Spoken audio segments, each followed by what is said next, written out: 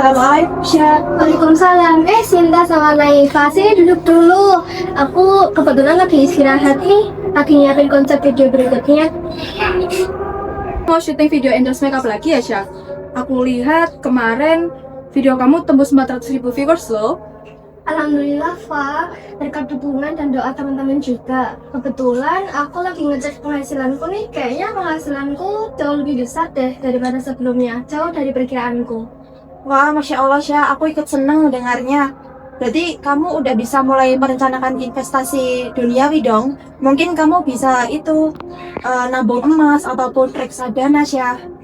Nah itu sih, kayaknya kalau urusan investasi duniawi aku udah ada rencana deh, tapi jujur aku masih merasa kurang tenang dan sering kepikiran. Loh, kenapa gitu, Syah? Pendapatan sedang naik, penontonnya banyak. Seharusnya kamu senang dan bersyukur nggak sih? Apa ada masalah dengan administrasi pencairan dananya? Bukan masalah pencairannya sih, Pak. Aku lagi mikir kewajiban zakatku. Sebagai seorang muslim, aku paham di setiap harta yang kita keluarkan kan ada orang yang membutuhkan juga. Masalahnya penghasilanku ini sebagai influencer itu sangat fluktuatif. Fluktuatif bagaimana, Syah? Kayak nggak nentu sih, Sin. Bulan ini alhamdulillah penontonnya banyak, jadi penghasilannya bisa lebih banyak. Tapi bulan depan bisa jadi sepi penonton, bahkan nggak ada penghasilan sama sekali. Jadi aku benar-benar bingung. Wah, iya juga ya, Syah. Kalau pegawai kantoran kan gajinya udah tetap. Sedangkan influencer seperti kamu ini, gimana ya cara menentukan batas wajib zakatnya? Nah, itu yang buat aku gelisah. Aku takut uang yang aku gunakan ini belum bersih karena belum dikeluarkan haknya. Tapi di sisi lain aku nggak berani asal potong karena nggak tahu dasar hukumnya dan penghasilannya yang naik turun. Kalaupun emang sudah wajib zakat bulan ini, kemana aku harus menyalurkannya agar tercatat resmi secara hukum negara dan sah secara syariat. Astaga, keresahanmu ini sangat berdasar, Syah. Aku pribadi juga belum terlalu memahami bagaimana kajian fikih kontemporer mengenai perhitungan zakat profesi untuk pekerja lepas seperti kita. Assalamualaikum, maaf ya, kami sedikit terlambat. Tadi harus mengembalikan buku ke rak perpustakaan. Kalian sedang membahas apa ini? Kok sepertinya raut wajahnya serius sekali. Waalaikumsalam, ini kebetulan kita baru bahas masalahnya Aisyah. Jadi Aisyah itu influencer yang pendapatannya bulan ini tuh baru naik-naiknya. Tapi Aisyah itu bingung gimana cara dia mengeluarkan zakat untuk zakat profesinya. Padahal kan pendapatan Aisyah itu sebagai influencer itu sangat fluktuatif ya, Syah. Iya, Aisyah takut uang yang digunakan belum bersih karena belum tahu cara menghitung batas wajib zakatnya untuk pekerja lepas. Oh begitu, Masya Allah, Syah. Kesadaranmu tentang investasi hal ini patut diapresiasi. Kebetulan materi ini sangat relate dengan mata kuliah hukum investasi penanaman modal syariah kita dalam kacamata Islam dan regulasi di Indonesia. Penghasilan dari endorse atau profesi PNS itu masuk ke dalam kategori zakat pendapatan dan jasa. Zakat pendapatan dan jasa ya, Sa. Lalu untuk dasar hukumnya di Indonesia itu bagaimana ya? Aku ingin mastiin deh kewajibanku ini punya landasan yang legal dan kuat. Biar aku yang bantu jelasin bagian hukumnya ya, Syah. Secara hukum positif, kewajibannya ini diatur dengan sangat jelas dalam Undang-Undang Nomor 23 Tahun 2011 tentang pengelolaan zakat. Khususnya pada pasal 4 yang menyebutkan bahwa zakat mal meliputi pendapatan dan jasa. Selain itu, aturan teknisnya tertuang dalam Peraturan Menteri Agama atau PMA Nomor 52 Tahun 2014. Betul sekali, Sas. Dan kalau kita merujuk pada landasan syariatnya, Majelis Ulama Indonesia juga sudah mengeluarkan Fatwa MUI Nomor 3 Tahun 2003 tentang zakat penghasilan. Jadi, tidak perlu ragu lagi, profesi content creator mutlak dikenakan kewajiban zakat jika sudah memenuhi syarat. Alhamdulillah, ternyata dasar hukumnya sudah sangat lengkap dan jelas ya. Tapi aku masih bingung deh masalah perhitungannya. Tauku zakat penghasilan itu kan ada syarat dan haulnya, atau harus mengendap selama 1 tahun dulu. Kalau pendapatanku ini fluktuatif dan harus menunggu 1 tahun, uangnya pasti udah berputar untuk modal tag video lagi. Bagaimana ya pikir menyikapi hal ini? Nah, ini pertanyaan yang kritis. Para ulama kontemporer melakukan kias atau analogi ganda untuk profesi seperti kita. Untuk waktu pengeluarannya dikiaskan dengan zakat pertanian. Artinya, zakat dikeluarkan langsung pada saat kamu menerima penghasilan.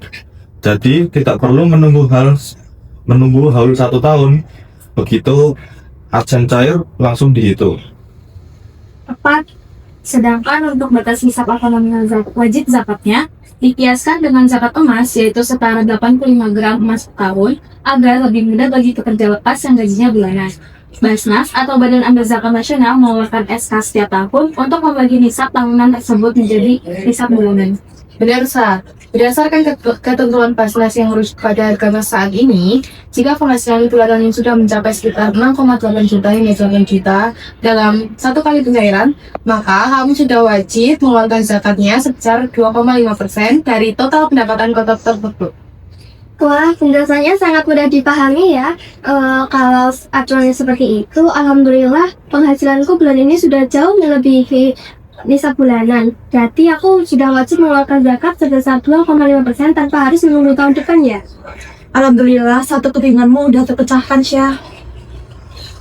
Iya Sin, tapi mengingat aku ingin semuanya transparan, adakah platform resmi dari negara atau aplikasi yang bisa memfasilitasi pembayaranku ini ya? Aku ingin memastikan zakatku ini tersalurkan dengan benar dan aku mendapatkan bukti pencatatan resmi sebagai warga negara yang taat. Pertama, buka browser di laptop atau handphone kamu, lalu akses situs resmi basnas.go.id. Kita memilih Basnas karena ini adalah lembaga amil zakat resmi yang dibentuk oleh pemerintah. Setelah halaman utama terbuka, silahkan cari dan klik menu layanan. Lalu, pilih opsi kalkulator zakat. Nah, di situ ada beberapa pilihan jenis zakat sesuai dengan profesimu, pilih tab zakat penghasilan. Tepat sekali, masukkan pendapatan kotor bulananmu, misalnya alhamdulillah bulan ini cair 15 juta, silahkan diketik nominal tersebut. Setelah itu, klik tombol hitung. Sistem akan otomatis mengalkulasikan 2,5% dari pendapatanmu. Nah, sudah muncul nominalnya yaitu 375.000. Alhamdulillah udah muncul angka rekeningnya ya, yaitu 375.000. Lalu untuk proses penyaluran dan pencatatannya agar bisa secara administrasi negara, langkah selanjutnya bagaimana ya, Say? Begini sih caranya. Masuk ke website basnas.go.id, kemudian pilih menu bayar zakat, lalu isi formulir. Di situ ada pilih jenis dana, yaitu zakat, kemudian zakat penghasilan, masukkan nominal yang ingin dizakatkan, isi nama lengkap,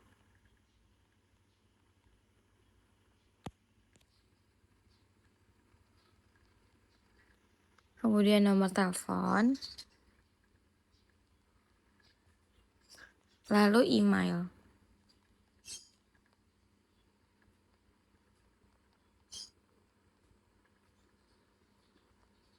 Setelah sudah diisi semua, pilih jenis pembayaran, bisa melalui virtual account, e-wallet, dan masih banyak lagi. Dan jangan lupa untuk membaca niat zakat, kemudian pilih menu bayar. Jika sudah berhasil pembayaran, kemudian pilih menu konfirmasi zakat. Bukti pembayaran tadi bisa konfirmasi ke bagian konfirmasi zakat. Terima kasih. Wah, transaksinya berhasil ya, Sa. Dan notifikasi masuk juga ke emailku. Ini adalah lampiran file PDF bernama bukti sistem zakat. Ini fungsinya buat apa ya, sih? Alhamdulillah. Nah, file PDF bukti super zakat belum resmi dari Basnas itulah dokumen yang paling penting, Syah. Jadi dokumen itu adalah bukti pencatatan hukum yang sah bahwa kamu telah menunaikan investasi usahawimu. Dan seperti mahasiswa hukum ekonomi syariah, kita juga harus tahu keistimewaan dari PSI tersebut. Sesuai dengan Undang-Undang Nomor 36 Tahun 2008 tentang pajak penghasilan, zakat yang dibayarkan kepada lembaga resmi yang disahkan pemerintah dapat menjadi pengurang penghasilan kena pajak atau PKP. Jadi nanti saat kamu melaporkan SPT pajak tahunan sebagai freelance, laporkan saja PSZ itu. Masya Allah, ternyata Islam dan sistem hukum di Indonesia sudah mengaturnya sedemikian rupa ya. Jadi tidak ada alasan lagi untuk takut berzakat karena semuanya sudah tercatat transparan dan kan memberikan keringanan bagi kita. Alhamdulillah, rasanya kayak udah nggak ada beban deh. Terima kasih banyak ya teman-teman, kalian luar biasa. Sama-sama Syah. Bagaimana perasaannya sekarang? Tidak bisa seperti saat kita ngobrol tadi kan? Jauh lebih tenang sih, Sin. Awalnya aku takut tercampur dengan sesuatu yang bukan hakku. Tapi sekarang rasanya penghasilan dari industri ini jauh lebih tenang. Insya Allah aku bisa menggunakannya dengan hati yang lapang dan tanpa rasa was-was. Alhamdulillah, ikut lega mendengarnya, Syah. Nah, itulah yang dinamakan manfaat investasi ukhrawi untuk diri sendiri. Zakat itu pada hakikatnya mensucikan jiwa kita, atau dalam Islam disebut tazkiyatun nafs, yang membersihkan hati kita dari sifat materialistis, rakus, kikir, dan merasa bahwa semua harta ini murni hasil keringat kita sendiri, padahal ada campur tangan Allah di dalamnya. Betul Syah kata Naika. Ibarat pohon, zakat itu seperti menampas dahan yang berlebih agar pohonnya bisa tumbuh jauh lebih subur dan buahnya lebih besar. Investasi ukhrawi ini memberikan return atau imbal hasil berupa ketenangan batin yang tidak bisa dibeli dengan nominal uang berapapun, Syah. Dan jangan lupakan satu hal penting, Syah. Manfaat investasi ukhrawi ini tidak hanya berhenti di kamu sebagai muzafi. Manfaatnya bagi masyarakat luas justru memiliki dampak yang sangat masif dan sistematik.